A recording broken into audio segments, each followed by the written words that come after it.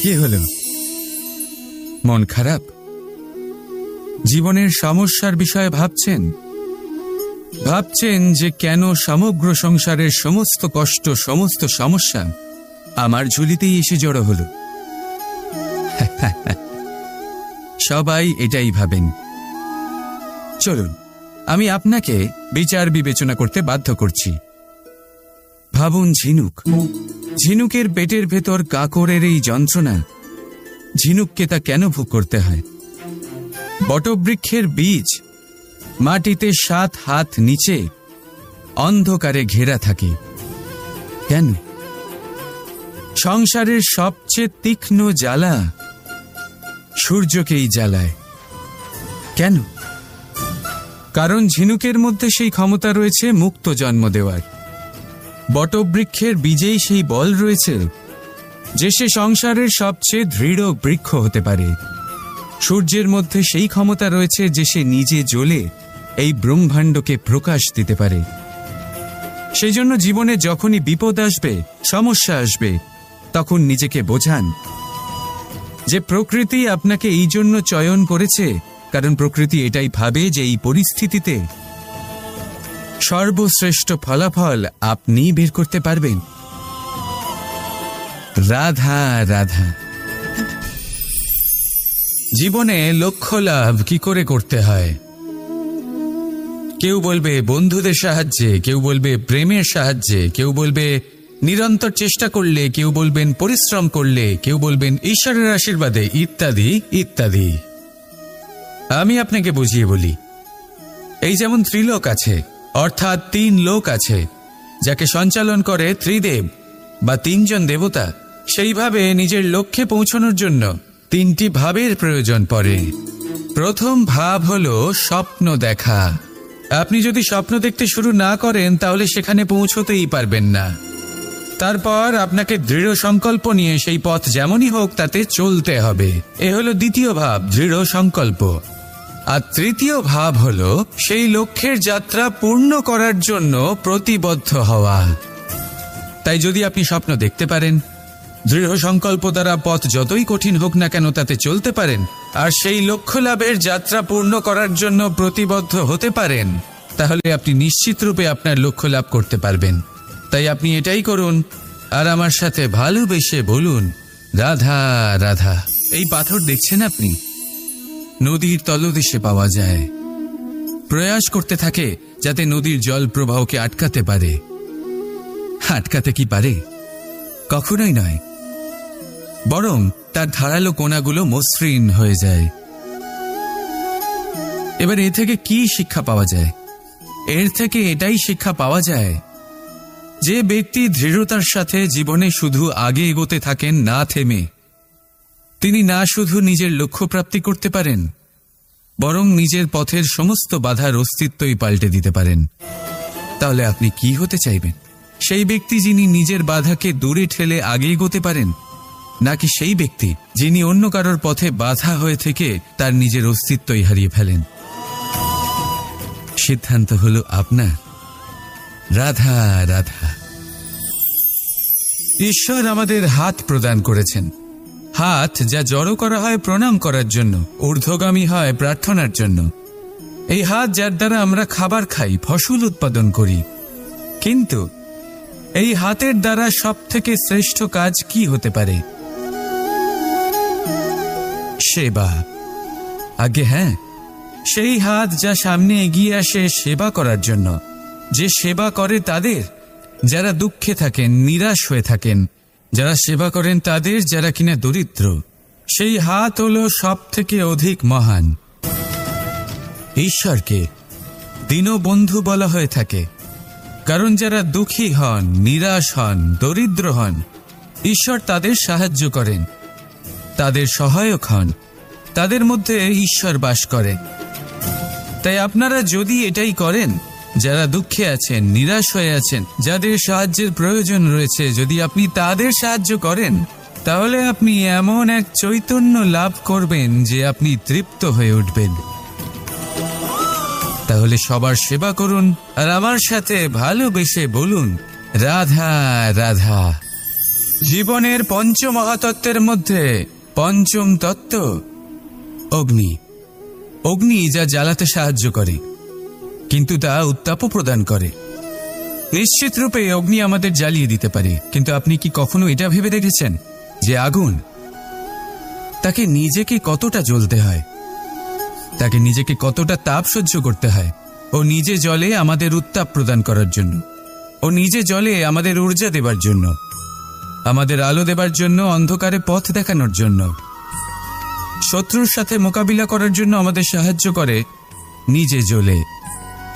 যখন আমরা কোনো দেবতার জন্য যজ্ঞ করি, তখন দেবতার ভোজন গ্রহণ করার নিমিত্ত হয় এই অগ্নি।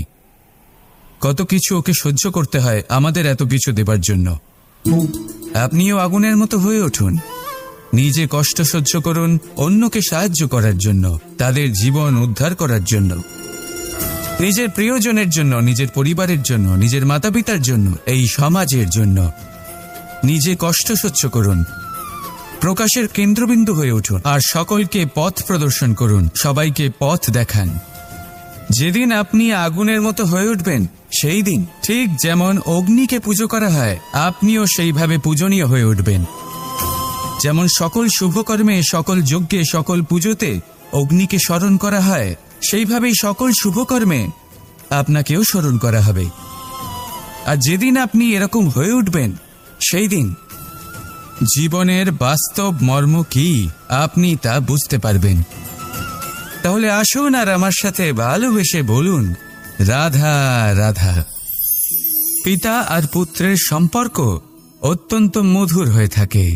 পিতা স্বপ্ন দেখেন, তাকে পূর্ণ করার সকল সম্ভাব্য চেষ্টা করেন, কিন্তু তাও অনেক সময় ওনার স্বপ্ন অপূর্ণ থেকে যায়। তখন পিতা ভাবেন যে স্বপ্ন উনি পূর্ণ করতে পারেননি, ওনার সন্তান তা অবশ্যই পূরণ করবে। যে স্থানে উনি কখনো পৌঁছতে পারেননি, সেই স্থানে ওনার পুত্র অবশ্যই পৌঁছবে। পিতা নিজের সন্তানের ভবিষ্যৎ নিয়ে সেই স্বপ্ন দেখেন, আর যখন সেই সন্তান সামনে এগোতে থাকে, তখন তার দুঃখ হয় না, বরং গর্ব হয়। ওনার ভালো লাগে এটা দেখে যে ওনার সন্তান অনেক উন্নতি করছে। কিন্তু যখন সন্তান নিজের অভিভাবকের শক্তি দেখে, তার যশ দেখে হিংসা করতে থাকে, সমস্যা সেইখানেই শুরু হয়। সেই জন্য সকল সন্তানকে এটা মনে রাখতে হবে, দেখুন, পুত্র হবার সুবাদে, এক সন্তান হবার সুবাদে এটা হলো আপনার অধিকার যে আপনি আপনার পিতার থেকে বেশি উন্নতি করবেন। আপনার পিতাও এটাই চান, কিন্তু সুস্থভাবে এটা করুন।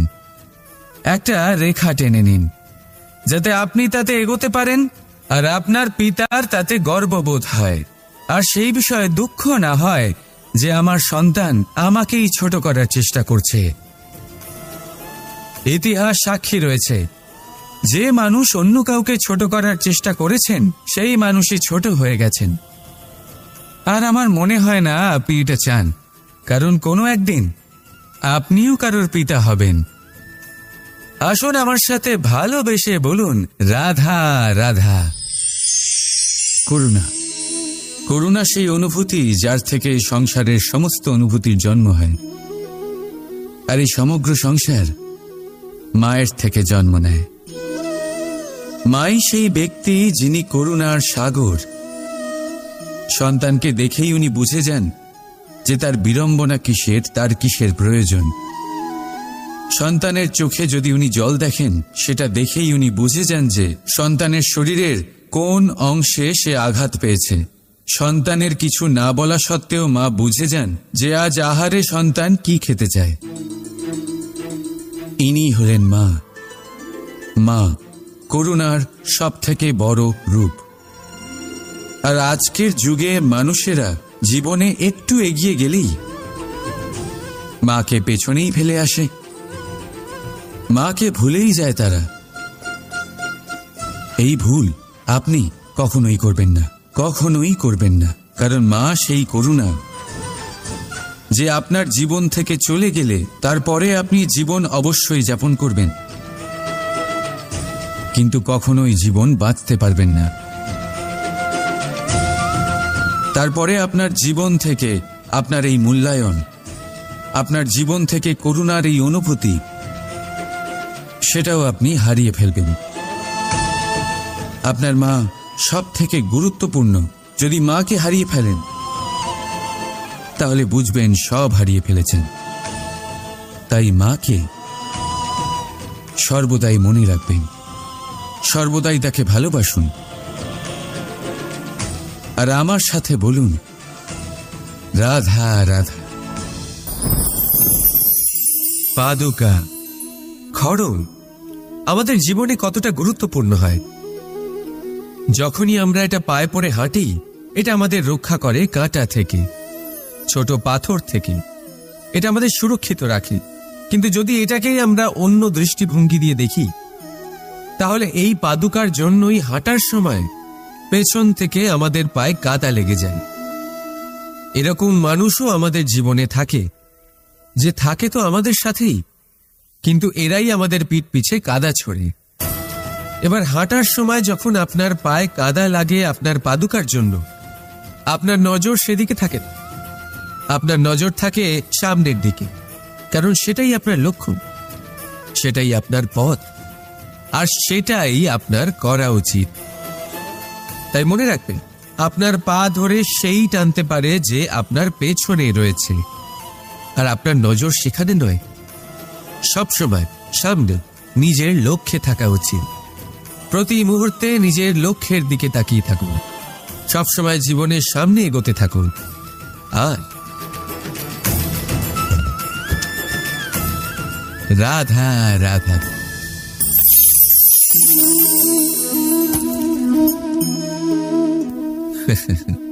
আপনি কি কখনো কোনো গাছের গায়ে পাথর ছুঁড়ে মেরেছেন? আজ না হোক ছোটবেলায় কখনো না কখনো নিশ্চয়ই ছুঁড়েছেন। এখনো বাচ্চারা সেটাই করে থাকে। কিন্তু আপনি কি কখনো ভেবে দেখেছেন যে কেন সেই গাছের ওপরই পাথর ছুঁড়ে মারা হয় যাতে ফল থাকে? কোনো সাধারণ বা ফলবিহীন গাছের ওপর এত পাথর কেন ছোড়া হয় না? কারণ খুবই সহজ, আমরা ফল খেতে চাই, আর সেটা পারার জন্য আমরা পাথর ছুঁড়ে সেগুলিকে প্রাপ্ত করার চেষ্টা করি। আর অন্যদিকে সেই গাছ এই পাথরের রূপে বিরোধিতা সহ্য করে, তবুও সেখানেই দাঁড়িয়ে থাকে যেখানে তার অবস্থান। সেই ফল আমাদের দিতে থাকে যা সর্বদা আমাদের দিয়ে এসেছে, আর সেই জন্যই সে আমাদের কাছে মূল্যবান।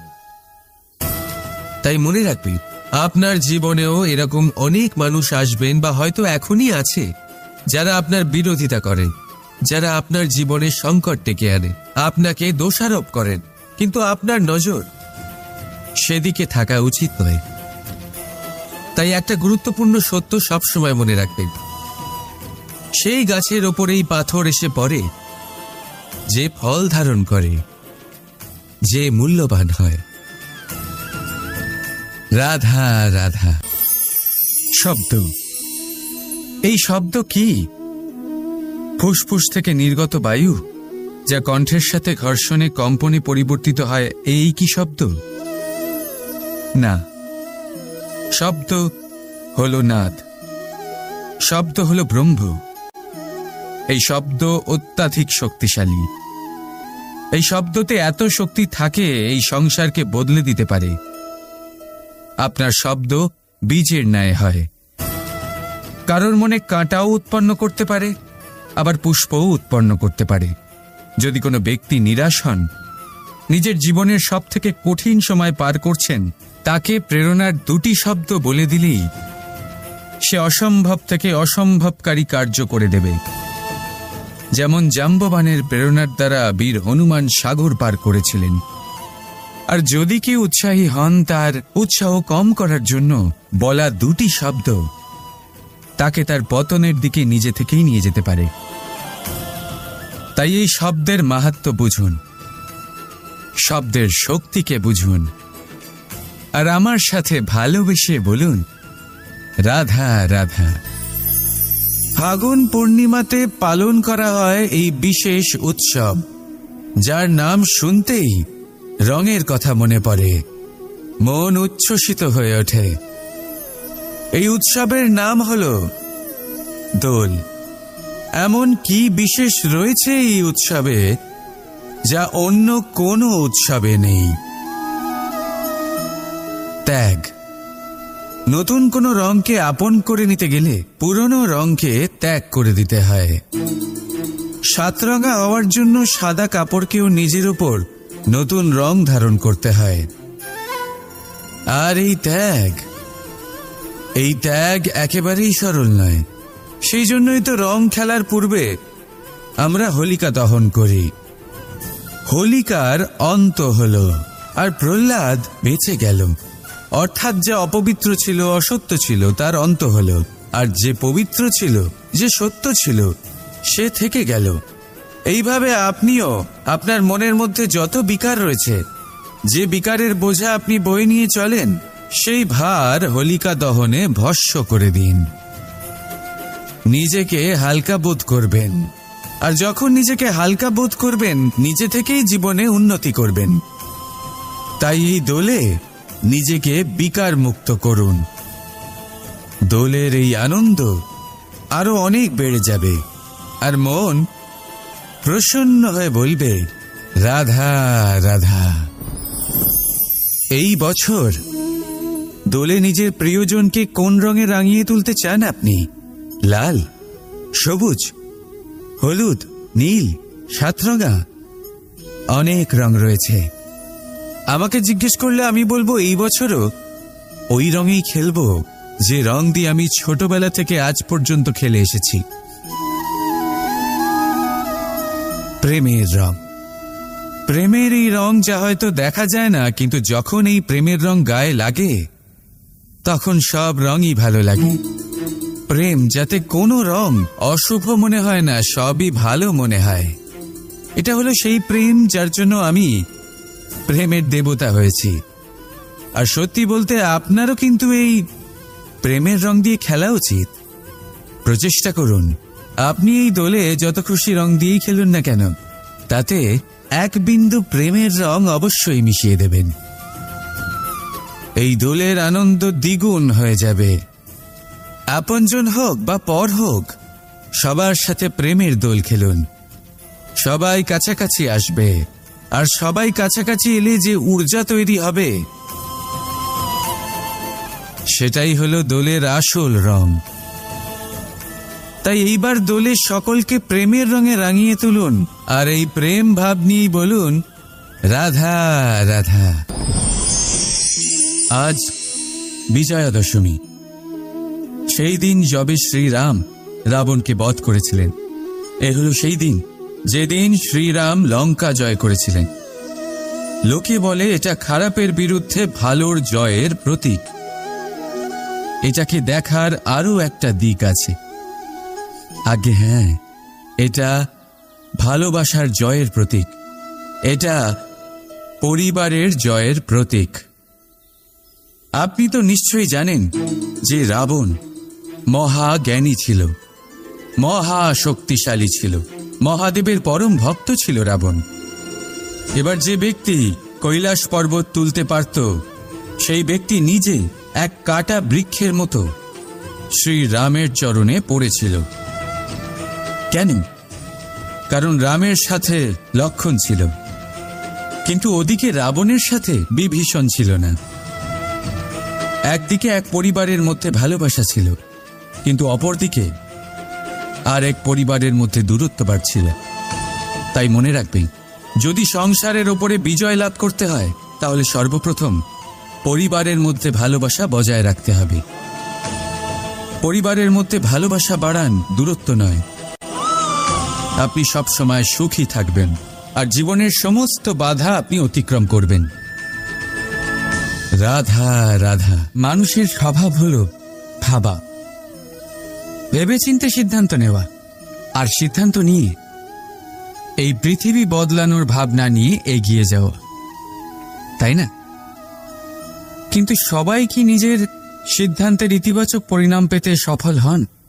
কেন শুধু কিছু মানুষই এই সংসারকে বদলাতে পারেন, সবাই নয় কেন?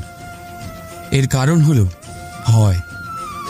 আর এটাই পার্থক্য সফল আর অসফল মানুষের মধ্যে। সফল তারাই হন যারা নিজের ভাবনা আর সিদ্ধান্ত দিয়ে এই সংসার বদলে দেন, আর অসফল তারাই হন যারা এই সংসারের ভয়ে নিজের ভাবনা নিজের সিদ্ধান্ত বদলে ফেলেন। তাই যদি এই পৃথিবীতে আপনি কিছু বদলাতে চান,